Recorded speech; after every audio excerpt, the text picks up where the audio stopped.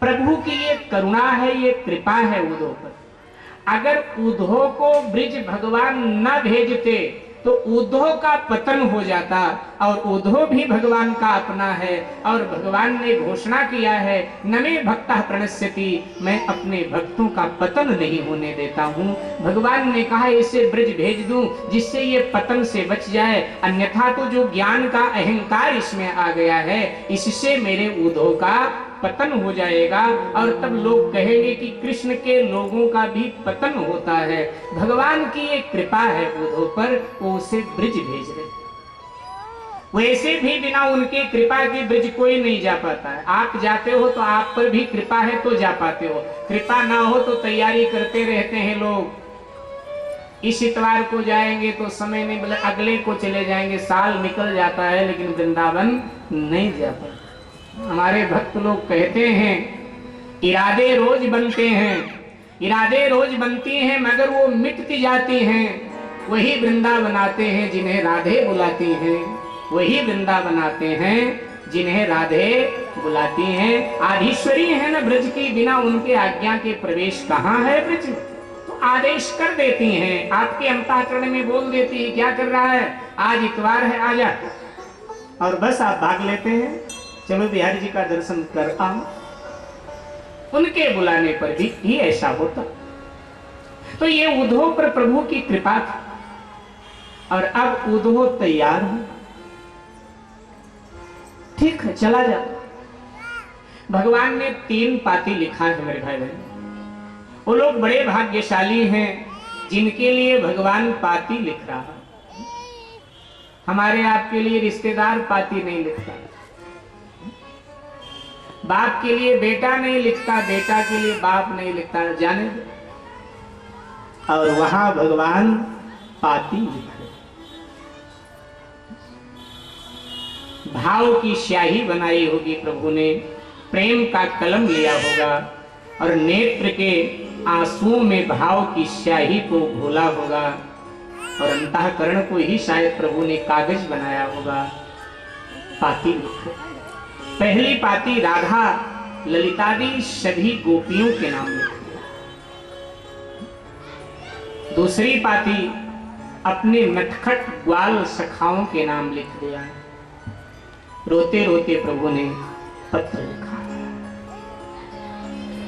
और जब तीसरी पाती लिखने लगे तो बहुत मुश्किल से लिख पाए, क्योंकि ये तीसरी पाती माँ यशोदा को लिख रहे, बाबा नंद को लिख रहे।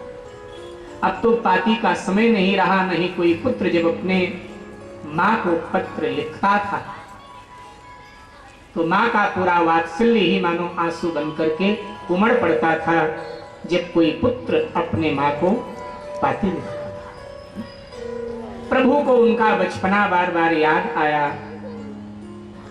पाती लिखते जा रहे हैं और उद्धव से कहते जा रहे हैं, उद्धव मैं बचपन में बड़ा जिद करता था, पता है संसार में जिद पुत्र पुत्री का केवल एक ही व्यक्ति पूरा करता है, बाकी और कोई जिद नहीं पूरा। संसार में माँ एक ऐसी पात्र है जो हमेशा बेटा बेटी के जिद को पूरा कर देती है, ना हो तो इधर उधर से उधार लेके पूरा कर देती। बाकी लोगों का तो जिद सुनना पड़ता है, एक माँ ही है जिसके आगे आपने भी जिद किया हो, सबने जिद किया, बाकी और कहीं जिद चलती।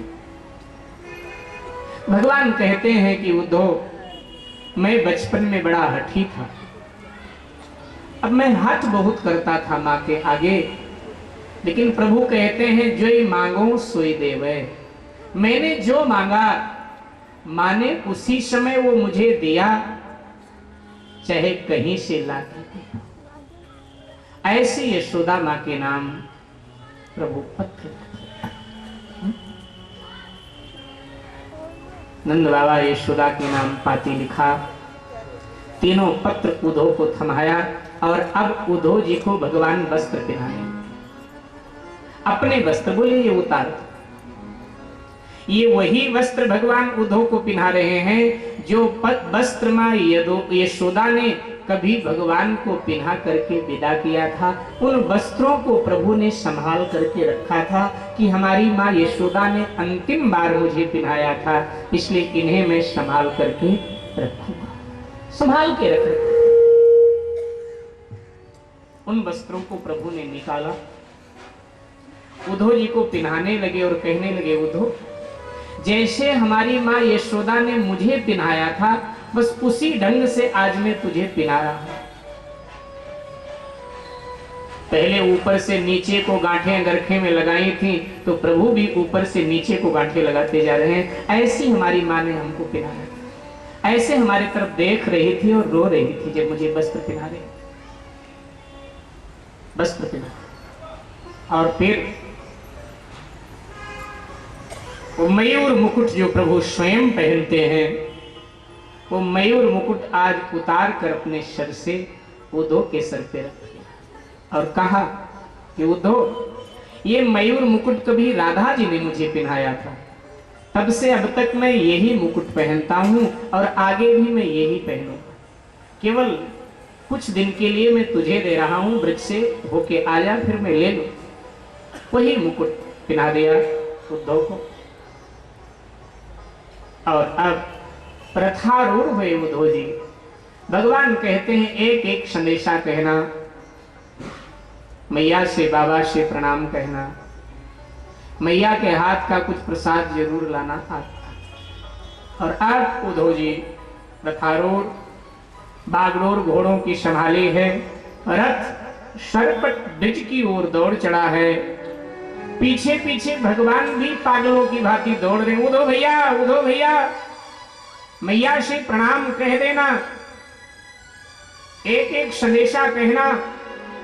पीछे पीछे दौड़ रहे, ले संदेशो हमारो उद्धव जी ब्रज धाम पधारो, ले संदेशो हमारो उद्धव जी ब्रज धाम पधारो, ले संदेशो हमारो उद्धव जी ब्रज धाम पधारो, ले संदेशो उद्धव जी ब्रज धाम पधारो, ले संदेशो हमारो उद्धव जी ब्रज धाम पधारो, ले संदेशो हमारो उद्धव जी ब्रज धाम पधारो, ले संदेशो हमारो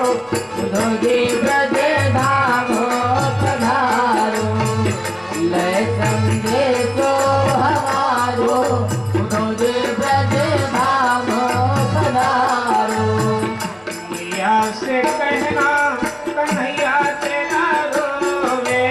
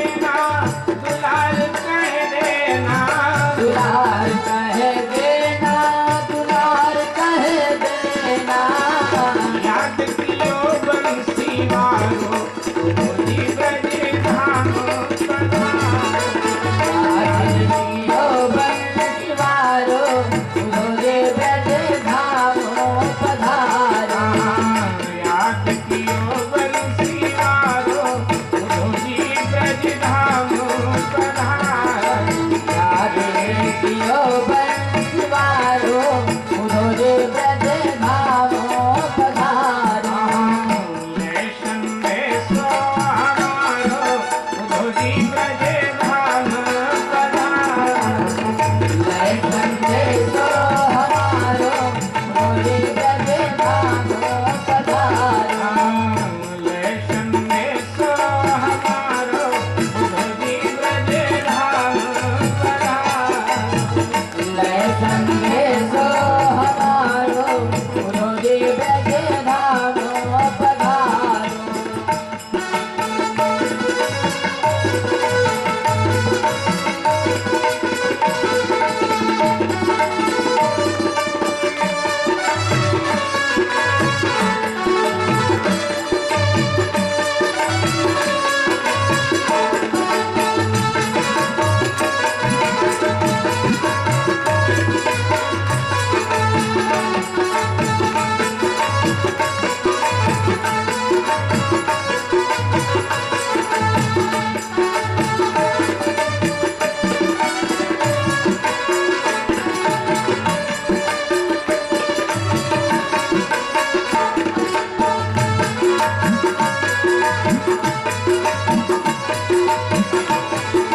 कहा घनश्याम ने उधो से वृंदावन जरा जाना, वहां की गोपियों को ज्ञान का कुछ तत्व समझाना। चले उधो यहाँ से अब वृंदावन निकट आया, वहां की उस अनोखी भूमि ने निज रंग दिखलाया। ब्रज की सीमा में प्रवेश कर गए। ब्रज की भूमि ने क्या रंग दिखलाया? उलझ कर वस्त्र से कांटे लगे उधो को समझाने। वृंदावन के कटीले वृक्ष अब तो कम हो गए हैं, आज भी हैं, लेकिन पहले कटीले वृक्ष बहुत थे ब्रज में। अब वो कृष्ण के विरह में सूख गए, यानी मर गए। लेकिन जैसे उद्धव का प्रवेश हुआ, चेतना वापस आ गई। चेतना वापस आ जाए कोई आश्चर्य नहीं। जो चेतन कहूं जड़ करे, जड़ई करे चैतन्य, अस समर्थ रघुनायक ही भजे जीव ते धन। परमात्मा क्या नहीं कर सकता? चेतन को जड़ और जड़ को चेतन, उनमें चेतना आ गई। जैसे उद्धव जी का प्रवेश हो, उन कटीले वृक्षों ने उद्धव के वस्त्रों को फंसा लिया। बिंदु जी के शब्द हैं, बिटप झुक उलझ कर वस्त्र से कांटे लगे उद्धव को समझाने। तुम्हारे ज्ञान का पर्दा फाड़ देंगे प्रेम दीवाने। कांटे उद्धव के वस्त्रों से फंसकर बोलने लगे, उद्धव जी कहाँ आए? तुम तो ज्ञानी हो और ज्ञान की भूमि काशी है, ये वृंदावन पागलों की भूमि है। यहाँ तो कृष्ण प्रेम के पागल बसते हैं। ये प्रेम की भूमि, ये कृष्ण नाम के पागलों की भूमि है। और ये पागल कहीं तुम्हारे ज्ञान के पोथी को फाड़ न डाले। यहाँ ज्ञान की पोथी फाड़ दी जाए। उलझ कर वस्त्र से कांटे लगे उद्धव को समझाने। तुम्हारे ज्ञान का पर्दा फाड़ देंगे प्रेम दीवाने। उद्धव को लगा, अरे ये बोल कौन रहा है? यहाँ तो कोई दिखाई नहीं दे रहा, कोई जिन्न भूत प्रेत है क्या? बड़ी देर के बाद में देखा कि उनके वस्त्र कांटों से फंसे हैं और वो कटीले वृक्ष बोल रहे हैं। उद्धव का हृदय परिवर्तन होने लगा। कमाल है, यहाँ के वृक्ष भी बोला करते हैं। ये तो बड़ी अद्भुत भूमि है। जैसे तैसे कांटों से वस्त्रों को फंसाया, रथ आगे बढ़ा तो हरे भरे वृक्षों से उद्धव की मुलाकात हुई। अभी ये सूखे कटीले वृक्ष थे जो कृष्ण के विरह में मर चुके थे। अब चेतना वापस आई, लेकिन वो कृष्ण के विरह में मरे नहीं। उन्हें आशा है जरूर प्रभु आएंगे। और कई भक्त आशा में जीते हैं, जी लेते हैं आशा। आज नहीं तो कल, कल नहीं तो परसों कृपा भगवान की अवश्य होगी। तो ये आशावान भक्त थे। जो हरे वृक्ष है ना, ये आशावान भक्त है। आशा थी भगवान आएंगे, इसलिए कृष्ण विरह में जले नहीं। तो इन हरे वृक्षों ने ऊधो को देखा तो इनको भी आश्चर्य हुआ कि ज्ञानी का ब्रज में क्या काम है, ये तो प्रेम की भूमि है। तो वो भी ऊधो को बुलाने लगे। बिटप झुक झुक के कहते हैं, पहले ऊधो को प्रणाम किया। ज्ञानी आदमी है, प्रणाम ना करें कहीं बुरा ना मान जाए। कई ज्ञानियों को प्रणाम ना करो थोड़ा बुरा मान जाते हैं कि हम आए, हमारा सम्मान नहीं किया, आपने प्रणाम नहीं किया। इसलिए बिटप झुक झुक के कहते हैं, इधर आओ इधर आओ, कन्हैया है कहाँ मेरा, जरा कुछ हमको बतलाओ। इतना ही नहीं, तब तक यमुना से आवाज आई। नदी यमुना की धारा शब्द हरिहर के सुनाती है, भ्रमर के भी मधुर गुंजार से आवाज आती है। यमुना की धारा से आवाज आई, उद्धव जी आप क्यों आए? आप आए तो प्रभु को लाना चाहिए, अन्यथा आपके आने से हमको कोई सांत्वना नहीं मिलेगी। नहीं आना था फिर आपको। भ्रमर बोल पड़ा, मेरा मित्र कहाँ है, मेरा मित्र कहाँ है, मेरा मित्र क्यों नहीं आया? जब वो बांसुरी बजा के गाता था, मैं भी गुनगुनाने लगता था, गाने में मैं उनका साथ देता था, मानो कोरस करता था मैं उनके साथ। मेरा मित्र क्यों नहीं आया? भ्रमर के भी मधुर गुंजार से आवाज आती, हर तरफ से कृष्ण कृष्ण कृष्ण की ध्वनि आती, जर्रे जर्रे से आवाज आती। उद्धव को बड़ी हैरानी की, सचमुच में ये बड़ी अद्भुत भूमि है। ज्ञान पर, उद्धव के हृदय में जो ज्ञान है, ज्ञान पर प्रेम की विजय होने लगी, बुद्धि पर भावना हावी होने लगी। उद्धव भावना को महत्व नहीं देता था, लेकिन आज भावना हावी हो रही है। यहां भावना की विजय है। इस प्रसंग में